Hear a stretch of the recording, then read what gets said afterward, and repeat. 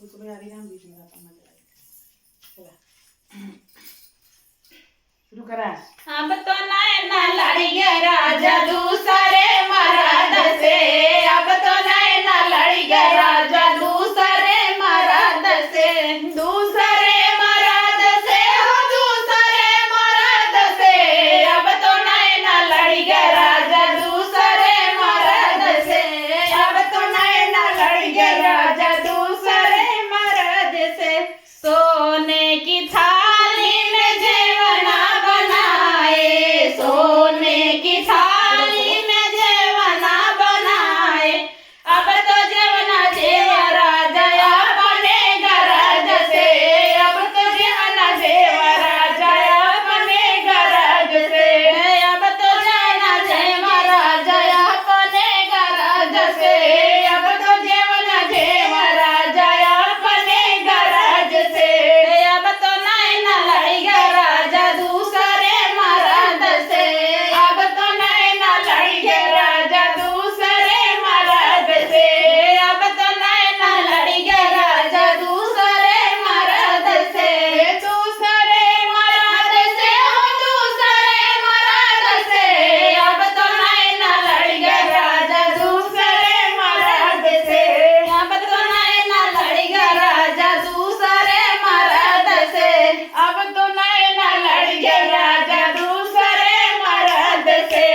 अब तो नैना लड़ी गया राजा दूसरे मर्द से। झाझरे गेड़ुआ गंगा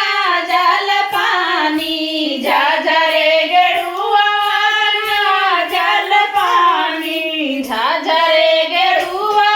गंगा जल पानी, झाझरे गेड़ुआ गंगा जल पानी, अब तो गेड़ुआ घूटा राजया बने गरज से, अब तो गेड़ुआ घूटा राजया बने गरज से, अब तो गेड़ुआ घूटा राजया बने गरज से, अब तो गेड़ुआ घूटा राजया बने गरज से। अब तो नैना लड़ी गया राजा दूसरे मर्द से,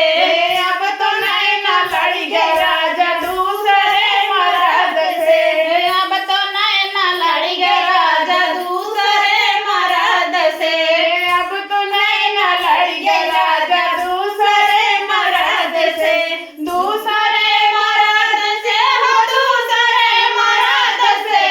अब तो नैना लड़ी गया राजा दूसरे मर्द से, अब तो नैना लड़ी गया राजा दूसरे मर्द से। पान सुपारियाँ कबीरा लगाए, खैरा सुपारियाँ कबीरवा लगाए, खैरा सुपारियाँ कबीरवा लगाए, अब तो बीरवा पूजा राजया बने गरज से, अब तो बीरवा पूजा राजया बने गरज से, अब तो बीरवा लड़का राजया बने गरज से, अब तो बीरवा पूजा राजया बने गरज से। अब तो नैना लड़ी गया राजा दूसरे मर्द से, अब तो नैना लड़ी गया राजा दूसरे मर्द से। फूला मदीनी चूनी से जा लगाए, फूला मदीनी चूनी से जा लगाए, फूला मदीनी चूनी से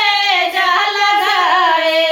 अब तो सजिया सूता राजया बने गरज से, अब तो सजिया सूता राजया बने गरज से, अब तो सजिया सूता राजया बने गरज से, अब तो सजिया सूता राजया बने गरज से। अब तो नैना लड़ी गया राजा दूसरे मर्द से, अब तो नैना लड़ी गया राजा दूसरे मर्द से। जब तार तक जरूरत नहीं बची हम तैयार हो गए दू जने में के तार तक झमेले खत्म अब लड़के बच्चों का ज्ञान कौन काम में बैठे जैसे अपने अपने मस्त रहा कमा खा सही हमसे अपने मस्त रहे अपने मस्त रहे। तो भैया अरे बहुत मेहनत लागत है वीडियो शूट करे में, जान लगे एकदम टपर टपर पसीना चुहता